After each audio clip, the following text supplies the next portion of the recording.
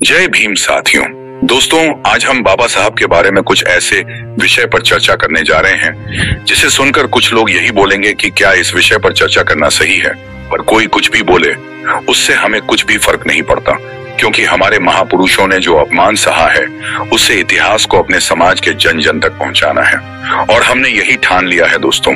ये देश इतना महान है कि जिसने संविधान बनाया उसे मरने के बाद 2 गज जमीन देने में भी संकोच किया गया। क्या यह समाज इतना विकसित है कि जिसने करोड़ों को जीने का हक दिया उसे मरणोपरांत भी अपमान सहना पड़ा? क्या बाबा साहब सिर्फ किताबों में पूजे जाते हैं? हकीकत कुछ और कहती है। जी हाँ साथियों, आपने बिल्कुल सही सुना। आज हम बात करने जा रहे हैं उस सच्चाई की जिसे सालों तक आपसे छुपाया गया, वो सच जिसे इतिहास ने दबा दिया, लेकिन अब वो आपके सामने लाया जाएगा। दोस्तों, इस वीडियो को अगर आप पूरा नहीं देखना चाहते हैं तो इसे यही छोड़ दीजिए, क्योंकि सच हमेशा कड़वा होता है और बहुत लोगों को कड़वी चीजें पसंद नहीं आती हैं। अगर चैनल पर पहली बार आए हैं तो इसे सब्सक्राइब कर लीजिए, क्योंकि इस चैनल पर मनोरंजन नहीं, सच दिखाया और बताया जाता है, वो सच जिसे कभी आप तक पहुंचने नहीं दिया गया, जिसे तड़म लगाकर हर बार रोका गया। लेकिन दोस्तों, अब ऐसा नहीं होगा, क्योंकि अब सोशल मीडिया का जमाना है और अब हमारे महापुरुषों का इतिहास आप लोगों तक पहुंचने से कोई भी दुनिया की ताकत नहीं रोक सकती है। इसलिए मेरे प्यारे भाई और बहनों, बाबा साहब के गुजरने के इतने सालों के बाद भी अगर आप लोग जागरूक नहीं हुए तो कब होंगे आप लोग, और कितना समय लगेगा? खैर, इस वीडियो को आप कहां से देख रहे हैं ये कमेंट में जरूर बताइए, ताकि हमें भी पता चले कि यह जानकारी, यह चेतना कहां तक पहुंच रही है। 6 दिसंबर 1956 की सुबह दिल्ली की सर्द हवा में एक ऐसी खबर तैर रही थी जिसने लाखों दिलों को झकझोर दिया। डॉक्टर भीमराव अंबेडकर नहीं रहे। यह केवल एक व्यक्ति की मृत्यु नहीं थी, यह एक आंदोलन की सांस रुकने जैसी घटना थी, जिसने छुआछूत को चुनौती दी, जिसने संविधान की कलम से जाति की जंजीरों को तोड़ने की कोशिश की, जिसने समाज के सबसे अंतिम व्यक्ति को आवाज दी। वह अब स्वयं मौन हो गया था। दिल्ली के 26 अलीपुर रोड पर उनका शरीर शांत पड़ा था, लेकिन चारों ओर गूंज रही थी एक गूंगी चीख, ऐसी चीख जो सत्ता के गलियारों में साजिश बनकर फैल रही थी। उनके चाहने वाले अनुयायी साथी दूर दूर से उमड़ पड़े। कोई रोते हुए कह रहा था, हमारे बाबा साहब चले गए, तो कोई बुदबुदा रहा था, अब कौन हमें इंसान मानेगा। उनके चेहरे पर गहन शांति थी, मानो उन्होंने अपना सब कुछ देकर अब इस दुनिया से विदा ले ली हो। लेकिन उन्हें ले जाने के बाद जो हुआ वह एक और लड़ाई की शुरुआत थी, अंतिम सम्मान की लड़ाई। उनके पार्थिव शरीर को लेकर पहला सवाल उठा, अब उनका अंतिम संस्कार कहाँ होगा? दिल्ली में उनके अंतिम संस्कार के लिए जगह मांगी गई, लेकिन वहां की सत्ता ने स्पष्ट या अस्पष्ट तरीकों से जगह देने से इनकार कर दिया। ना कोई स्मारक की बात मानी गई, ना किसी सार्वजनिक स्थान को देने की स्वीकृति मिली गई। एक समाज सुधारक संविधान निर्माता जिसने इस देश को एक नई दिशा दी, उसे उसी देश की राजधानी में दाह संस्कार की जमीन नहीं दी गई। और यही कारण था कि उनके पार्थिव शरीर को विशेष विमान से मुंबई लाया गया।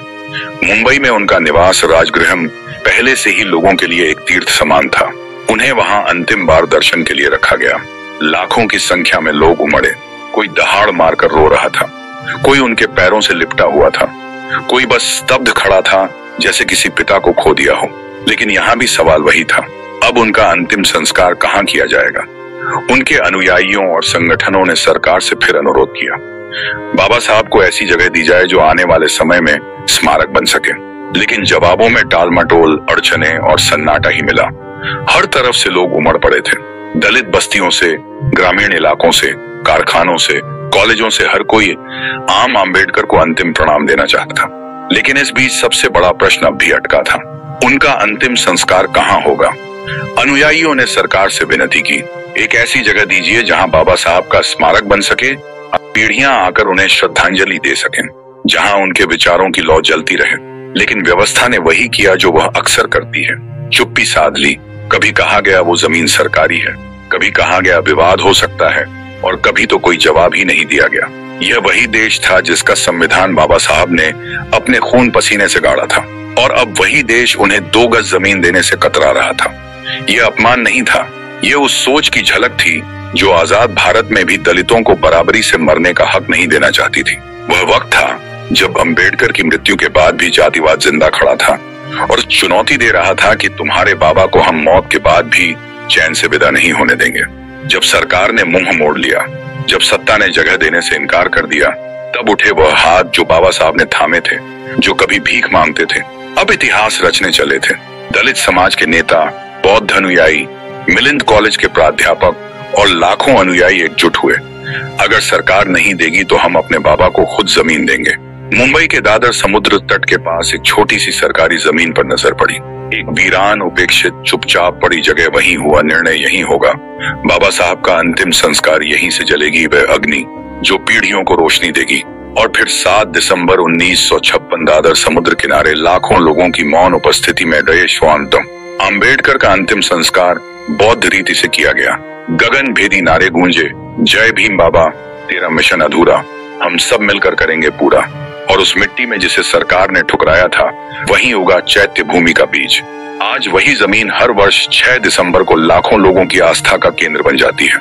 वहीं लोग रोते हैं, प्रण करते हैं और पूछते हैं, क्या आज भी यह देश बाबा साहब के विचारों के साथ न्याय कर रहा है? तो अब सवाल उठता है, क्या यह सिर्फ अफवाह थी कि बाबा साहब को मरने के बाद जमीन नहीं मिली? नहीं, ये कोई अफवाह नहीं, यह इस देश की वह हकीकत है जो किताबों में नहीं मिलती। सच्चाई यह है कि दिल्ली में उन्हें जगह नहीं दी गई, इसीलिए उनका पार्थिव शरीर मुंबई लाया गया। मुंबई में भी अंतिम संस्कार के लिए सरकार ने कोई सम्मानजनक जमीन नहीं दी। अंततः उनके अनुयायियों ने वो जमीन खुद खोजी, खुद तय किया और उसी पर आज खड़ी है चैत्य भूमि। यह सिर्फ 2 गज जमीन की बात नहीं थी, यह उस सोच की लड़ाई थी जो आजादी के बाद भी बाबा साहब को बराबरी से मरने का अधिकार देने को तैयार नहीं थी। जो व्यक्ति करोड़ों लोगों को इज्जत से जीना सिखा गया, उसे मरने के बाद भी इज्जत के लिए संघर्ष करना पड़ा। अगर आपको लगता है कि यह कहानी सिर्फ इतिहास है तो आप गलत हैं। ये आज भी हमारे बीच जीवित है। हर बार जब किसी विचारशील बहुजन की आई सी आवाज दबाई जाती है, हर बार जब सत्ता सिस्टम बन जाती है। इसीलिए इस वीडियो को जितना हो सके फैलाइए। अपने दोस्तों, परिवार और साथियों को बताइए कि बाबा साहब के विचारों को दबाया गया था, लेकिन उनकी रोशनी को बुझाया नहीं जा सका। कमेंट में लिखिए जय भीम बाबा साहब अमर रहीम और सब्सक्राइब कीजिए हमारा चैनल, क्योंकि यहाँ सिर्फ आवाज नहीं उठती बल्कि सच जिंदा होता है। साथियों, अगर आपको लगता है कि हम जो काम कर रहे हैं वह जरूरी है, अगर आपने इस वीडियो से कुछ सीखा, कुछ महसूस किया, तो आप हमारे साथ सिर्फ भावनात्मक नहीं, आर्थिक रूप से भी जुड़ सकते हैं। YouTube ने एक बहुत ही सुंदर फीचर दिया है, सुपर थैंक्स। सुपर थैंक्स एक ऐसा तरीका है जिससे आप किसी क्रिएटर को सीधे YouTube पर ही आर्थिक सहयोग दे सकते हैं, ठीक वैसे ही जैसे किसी कलाकार की तालियों से हौसला बढ़ाया जाता है। बस यहाँ वह ताली थोड़ी मदद के साथ आती है। कैसे करना है?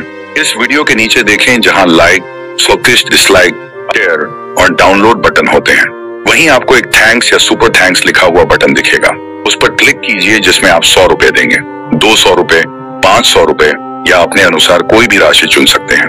भुगतान के लिए UPI, डेबिट, क्रेडिट कार्ड या नेट बैंकिंग का विकल्प मिलेगा और बस एक क्लिक से आपका समर्थन हमारे पास पहुंच जाएगा। आपका हर छोटा सा सहयोग एक नई आवाज को जन्म देगा, एक नया वीडियो, एक और दबे हुए सच को सामने लाने का साहस देगा। आपके सुपर थैंक्स से हम सिर्फ आगे नहीं बढ़ते, और भी मजबूत होते हैं। तो अगर आप वाकई चाहते हैं कि ऐसी आवाजें दबने ना पाए, तो आज ही सुपर थैंक्स दबाकर मेरे संघर्ष में मेरी ताकत बन जाइए। आपका हर एक रुपया हमारे हर एक शब्द को जिंदा रखेगा। फिलहाल के लिए अनुमति दीजिए, फिर मिलते हैं अगली वीडियो में एक और सच, एक और संघर्ष के साथ। तब तक के लिए जय भीम।